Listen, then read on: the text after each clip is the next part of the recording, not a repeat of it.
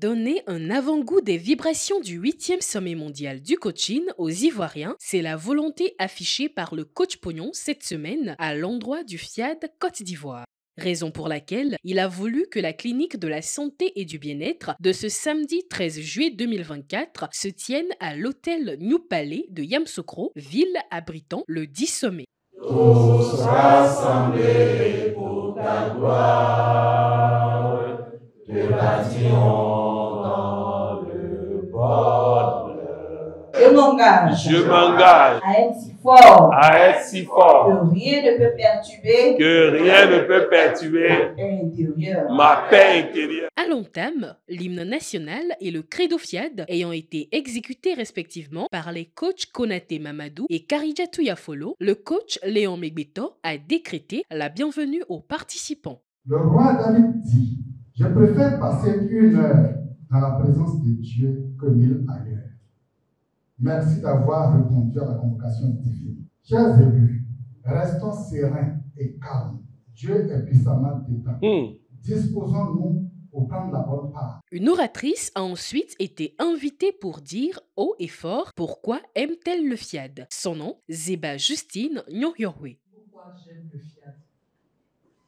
Pour commencer, je suis une personne, j'étais beaucoup triste parce que j'étais malade, parce que je n'avais pas de mari, parce que j'avais un seul enfant.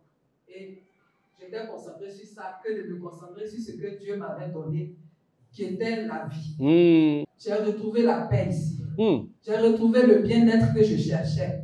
J'ai retrouvé des enseignements qui m'ont permis de quitter l'ignorance. J'adore le FIAD, j'aime bien les enseignements du PM et je suis vraiment heureuse, je vous le souhaite aussi. C'est après tout ceci que le coach Patrick Armand Pognon a pris la parole pour montrer le chemin de la réussite intégrale, thème central de cette séance de coaching. Il y a 4 chemins de réussite, mais j'ai choisi de nommer le thème le chemin de la réussite.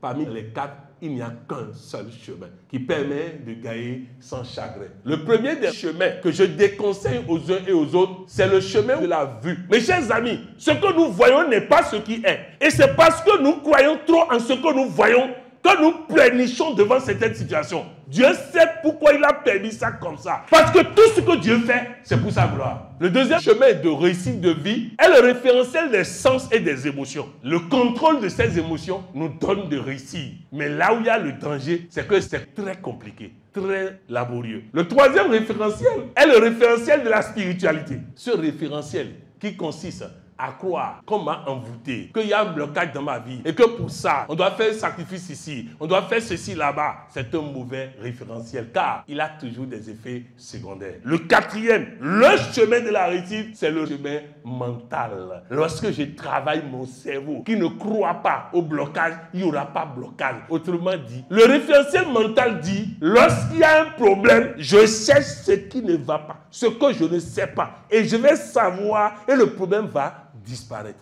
Pour certains, contribuer, c'est être généreux.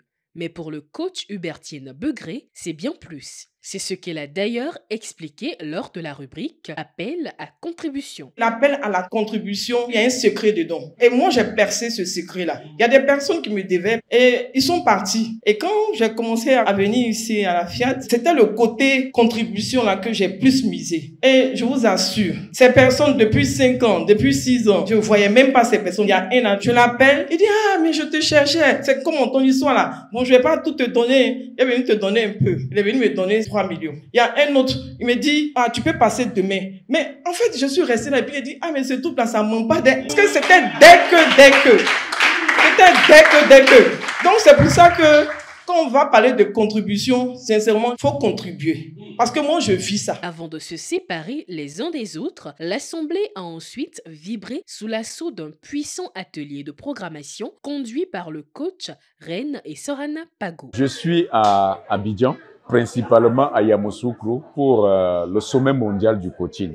Et ce soir, c'était une rencontre en prélude à ce qui sera fait la semaine prochaine.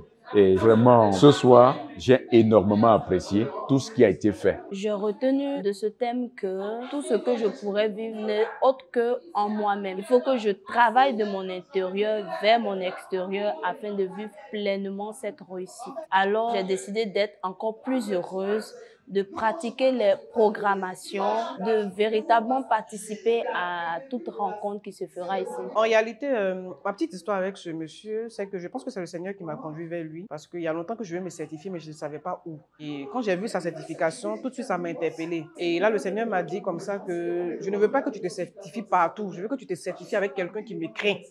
Voilà, donc c'est comme ça que j'ai fait le déplacement jusqu'ici et j'ai tenu à venir le voir en réalité, le rencontrer, prendre une photo avec lui.